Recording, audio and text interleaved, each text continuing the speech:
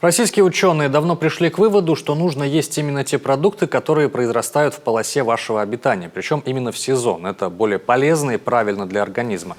При этом именно у местных продуктов, как правило, меньше сроки годности. Их не нужно далеко перевозить и долго хранить, а потому и консервантов в составе меньше.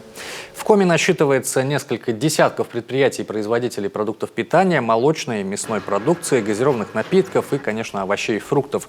Мы решили узнать у жителей столицы, а знают ли они о них и какие выбирают для себя. Ну, наверное, молочные. И все. А ты? Квас, может, на улице что-нибудь, какие-то овощи, фрукты местные? Помидор. Молочные все люблю и все покупаю. Квас очень люблю. Я люблю квас наш местный и овощи наши местные. Еще бы были фрукты, было бы еще лучше. Квас разливной. Ну, естественно, местные огурцы, помидоры, зелень.